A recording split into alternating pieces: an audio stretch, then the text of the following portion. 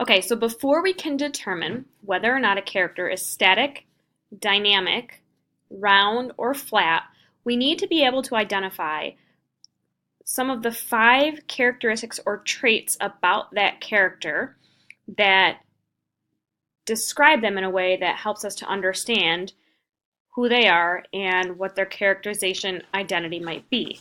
So let's talk about the motivation. This is the reason someone has for acting or behaving in a particular way. This is what drives the character to do what they do. Does their motivation change throughout the course of the literature? If not, if it sticks and stays the same, that's what we would call a static character. Think about your clothes sticking to you. They don't move. Static characters don't change and they don't move. If a character's motivation does change, like you'll see an example of Katniss in the Hunger Games, she went from the motivation of only helping her family and winning the Hunger Games for her sister's life to wanting to win the Hunger Games in order to save the entire capital and eliminate the capitals and the districts and all the chaos that was happening. If a character's motivation changes throughout the course of the literature, that makes them a dynamic character. Another thing that we have to consider are emotions. What does the character feel? And how often does this change? We know that Lenny's emotions were often changing. And in our lesson about tone last week, we discussed emotion. There are different degrees of hatred and love and anger and happiness and joy. You might just kind of dislike someone a little bit. Maybe they are irritating to you or they bother you. You could say that you hate them, which means that you really don't want anything to do with them. Or you could say that you loathe them, if you remember that vocabulary word. To loathe them is to really have a very strong and passionate hatred toward them. If you loathe somebody, that degree of hatred is much more significant than just disliking somebody. And the same with love. We talked about just having a flirtatious or affectionate sort of desire for someone. And then there's to feel like you might love them. And on the opposite end of the spectrum, the more significant degree of love would be obsession or passion or something like that. So you're going to take into consideration the different emotions that are being exemplified and exhibited by our characters before you decide what type of character they are as far as round, static, dynamic, or flat. Another thing to really consider are the thoughts of the character. What is the character thinking? We know with Lenny that we are hearing a lot of different thoughts. Lenny thinks George is mad at him, or Lenny thinks that Curly's wife is attracted to him. Lenny is always changing his thoughts. What is the character thinking, and do they let us know with their actions or with their words what their thoughts are? Bob Ewell makes his thoughts and, if you look here, his beliefs very clear. He thinks that black people are inferior and or disgusting, and he believes very strongly that they can all be considered terrorists, rapists, murderers, something of that sort. Bob Ewell's beliefs and thoughts do not change throughout the course of the novel, and we can tell that based on his thoughts and beliefs, he is a very flat or static character. Beliefs are a lot more than whether or not you believe someone is a good person. This is their religion. Do they believe in a god or gods or none at all? Think about Odysseus and the different beliefs he had in the Odyssey. Their morals, what they know is right and wrong, what they know to be acceptable in society and not acceptable.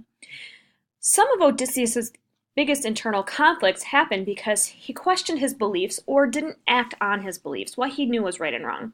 He knew that committing adultery and potentially destroying his marriage with Penelope could be the most significantly negative impact on his life, if that made sense. So he believed very strongly in fidelity. However, he didn't act on those beliefs.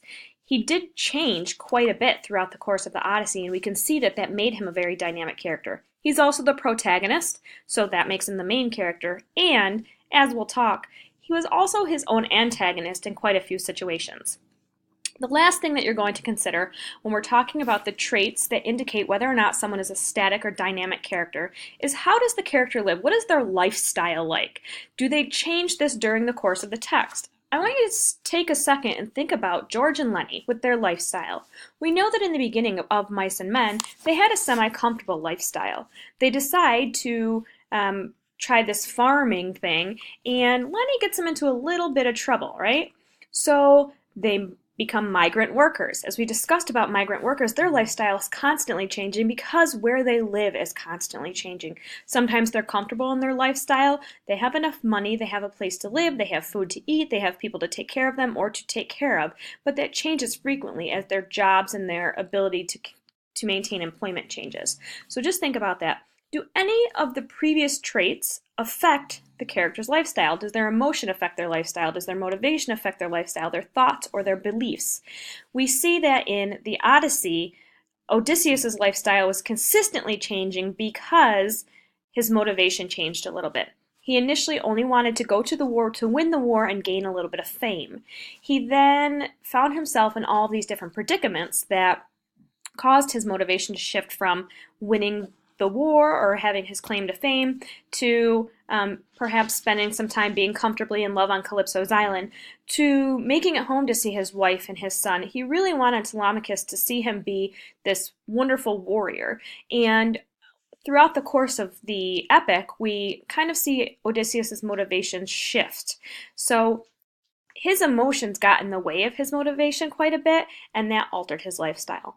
One of these traits can oftentimes affect the other, and that gives us the ability to say all of these changes incorporated made this character very dynamic. Think about what it means to be well-rounded. You have a lot of knowledge about multiple subjects, you are open-minded, you can live in many different circumstances.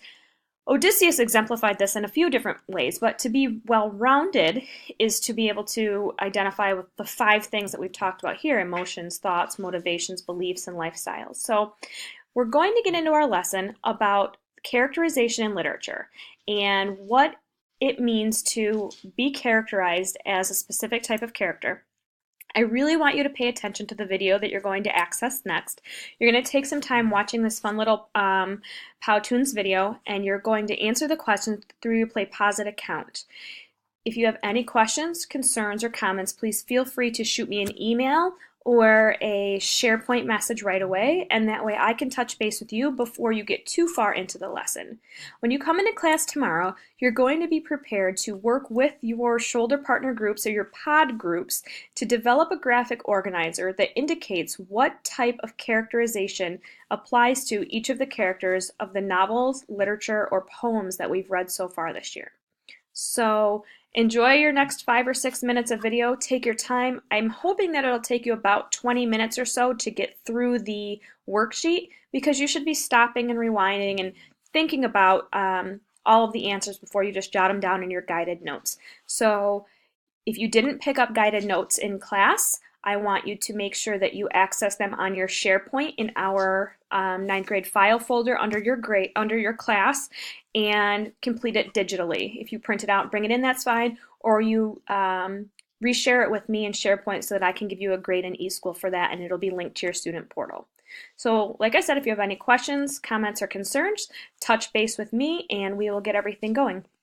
After you have finished this video here, I want you to take a second, hop over to Play Pause It, and watch the video, answer the questions that go along with it, and we will wrap everything up tomorrow. Have a great day.